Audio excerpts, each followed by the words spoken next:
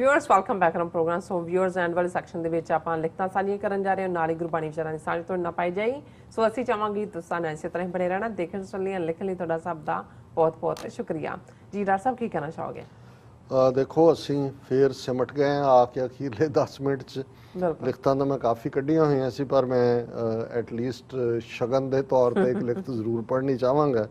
Toronto तो साडे वीर अजफर खान जिहड़े साडे नाल रैगूलरली जुड़े हुए ने और हमेशा जिहड़ा जिथे वो तारीफ करते हैं, खास तौर पर जिहड़ा स्पिरिचुअल सैगमेंट है उस बारे उन्हों की ये लिखत है और उहदा उन्होंने टाइटल ही दिता है वी लाइक बाणी। और उहदे च उन्होंने मैनू और तुहानू संबोधन करके कहा सत श्री अकाल एंड अस्सलाम वालेकुम। तो फिर उन्होंने कहा I have some questions.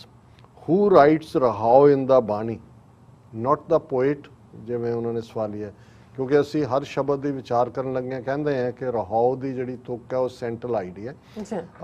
Azfar साहब क्योंकि गुरु अर्जन साहिब ने गुरु ग्रंथ साहिब नू जिहड़ी मौजूदा शेप है उस दे विच लियांदा। पहला जिहड़ा उस जिन्हों असीं आदि ग्रंथ कहते हैं 1604 दे विच इंस्टॉल होया हरमंदर साहिब और उहदी तैयारी दे विच लगभग 4 साल उहदी लिखाई च लगे।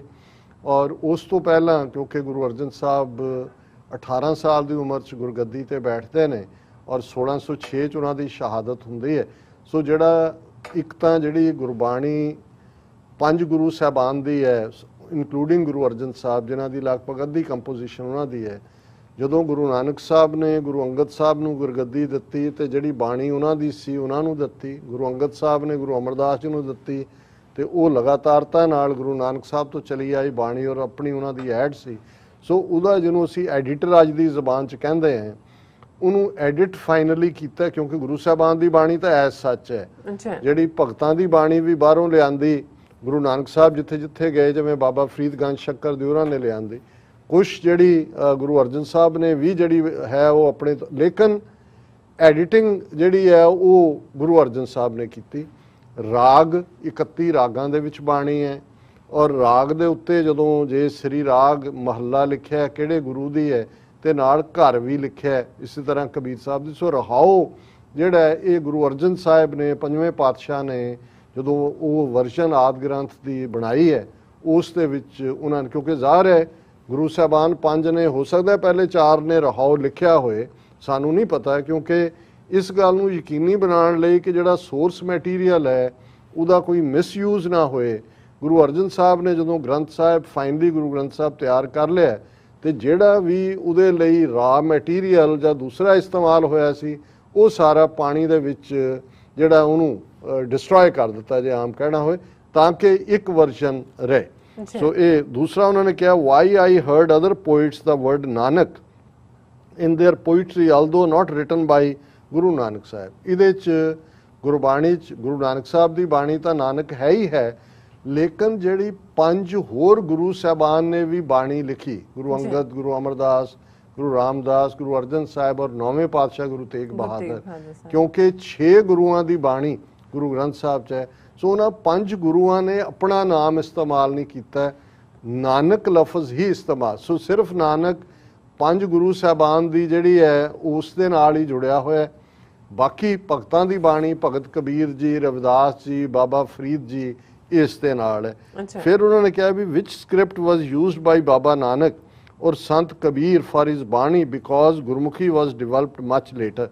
ये जिहड़ा सबजैक्ट है ये मैं डिटेल च गल करांगा, क्योंकि ये कोई शक नहीं है कि जिहड़े ये 400 साल पहला 400 आलमोस्ट 17 साल पहला बीड़ जिहड़ी 1604 च लिखी गई, अज भी ओरिजिनल फॉर्म च करतारपुर जिन्हों असीं आदि बीड़ कहते हैं वो है, वो गुरमुखी दे विच है।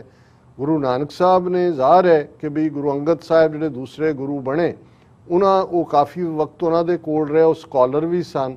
सो ये स्क्रिप्ट बेशक उत्थे प्राकृत की एक स्क्रिप्ट सी, एक लंडे जबान जिहड़ी स्क्रिप्ट सी, पाली स्क्रिप्ट सी। और मैनू मेरा अपना ये ख्याल है और ये मैं डिटेल च भी गल करांगा कि गुरु नानक साहब ने ही ये स्क्रिप्ट फाइनल की सी और कुछ लफज ने जिहड़े भगत कबीर जी ने इस्तेमाल किए वो अरेबिक अलफबे जां क ख देवनागरी च नहीं ने।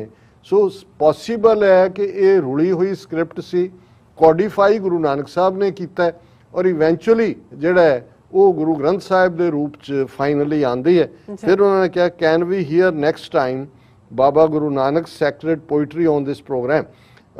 ਅਸਵਰ ਸਾਹਿਬ ਅਸੀਂ ਕਿਉਂਕਿ ਭਗਤ ਬਾਣੀ ਨੂੰ ਟੱਚ ਕੀਤਾ ਸੀ, ਸਾਰੇ ਜਿੰਨੇ ਭਗਤਾਂ ਦੀ ਬਾਣੀ ਹੈ ਉਹ ਅਸੀਂ ਕਬੀਰ ਸਾਹਿਬ ਦੀ ਬਾਣੀ ਸਭ ਤੋਂ ਜ਼ਿਆਦਾ ਹੈ, ਔਰ ਇਹਨੂੰ ਮੈਂ ਸਿਸਟੇਮੈਟਿਕਲੀ ਜਿਉਂ ਹੀ ਕਬੀਰ ਸਾਹਿਬ ਦੀ ਬਾਣੀ ਜਿਹੜੀ ਹੈ ਉਹ ਉਸ ਦੀ ਅਸੀਂ ਸਮਾਪਤੀ ਕਰਾਂਗੇ, ਫਿਰ ਅਸੀਂ ਰਿਵਰਟ ਬੈਕ ਕਰਾਂਗੇ ਰਾਗਾਂ ਤੇ ਬੇਸਡ, ਜਿਹਦੇ ਚ ਹਰ ਰਾਗ ਚ ਪਹਿਲਾਂ 5 ਜਾਂ 6 ਗੁਰੂ ਸਾਹਿਬ ਦੀ ਬਾਣੀ ਹੈ, ਫਿਰ ਭਗਤਾਂ ਦੀ ਹੈ।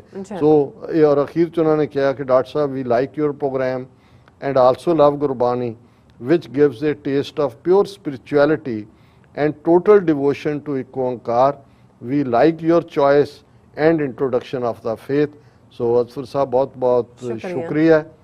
ਸਾਡਾ ਵੀ ਇਹ ਬਾਕੀ ਤਾਂ ਝੰਜਟ 'ਚ ਹਾਲਾਤ ਨੇ ਸਾਨੂੰ ਪਾ ਦਿੱਤਾ ਹੈ, ਮੈਨੂੰ ਵੀ ਜਿਹੜਾ ਕੰਫਰਟ ਮਿਲਦਾ ਹੈ ਅਲਟੀਮੇਟ ਡੈਸਟਨੀ ਤੇ ਆਪਣੇ ਮੇਕਰ ਨਾਲ ਮਿਲਣ ਦੀ ਹੈ, ਔਰ ਉੱਥੇ ਇਹੀ ਜ਼ਬਾਨ ਰੂਹਾਨੀਅਤ ਦੀ, ਪਿਆਰ ਦੀ, ਰੱਬ ਦੀ ਯਾਦ ਦੀ ਇਹ ਹੋਣੀ ਹੈ।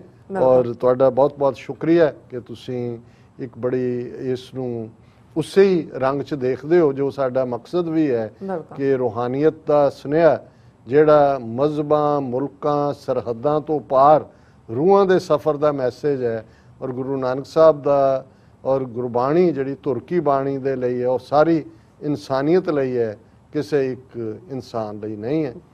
ਵਕਤ ਹੈ ਕਿ ਨਹੀਂ? ਵਕਤ ਨਹੀਂ ਹੈਗਾ ਹੁਣ। ਚਲੋ ਅਸੀਂ ਫਿਰ ਹੁਣ ਮੰਡੇ ਤੇ ਲੈ ਜਾਂਦੇ ਹਾਂ। ਜੀ ਰਾਜ ਸਾਹਿਬ ਤੁਹਾਡਾ ਬਹੁਤ ਬਹੁਤ ਸ਼ੁਕਰੀਆ, ਤੁਸੀਂ ਆਪਣੇ ਵਿਚਾਰ ਸਾਡੇ ਦਰਸ਼ਕਾਂ ਨਾਲ ਸਾਂਝੇ ਕੀਤੇ ਨੇ। ਸੋ ਇਸ ਤਰ੍ਹਾਂ ਆਪਣੇ ਵਿਊਜ਼ ਕਰਨ ਨੇ ਇਜਾਜ਼ਤ। ਵਿਊਅਰਸ, ਸਾਡੇ ਪ੍ਰੋਗਰਾਮ ਦਾ ਸਮਾਂ ਇੱਥੇ ਸਮਾਪਤ ਹੁੰਦਾ। ਤੁਸੀਂ ਆਪਣੀ ਰਾਏ ਤੇ ਸੁਝਾਅ ਸਾਨੂੰ ਭੇਜਣਾ ਭੁੱਲਣਾ ਸਾਡੇ ਇਸ ਪਤੇ ਤੇ sos@tv4.tv ਤੇ ਅਸੀਂ ਆਪਣਾ ਪ੍ਰੋਗਰਾਮ ਲੈ ਕੇ ਫਿਰ ਦੁਬਾਰਾ ਤੁਹਾਡੇ ਸਾਹਮਣੇ ਹੋਵਾਂਗੇ। ਤਦ ਤੱਕ ਲਈ ਮੈਨੂੰ ਤੇ ਆਪਣਾ ਸੁਣਾ ਕੇ ਦਿਓ। ਦੇਖਦੇ ਰਹੋ TV 4। ਬੁਲਾ ਦਿਓ ਫਤਿਹ। ਵਾਹਿਗੁਰੂ ਜੀ ਕਾ ਖਾਲਸਾ, ਵਾਹਿਗੁਰੂ ਜੀ ਕੀ ਫਤਿਹ। ਰੱਬ ਰਾਖਾ।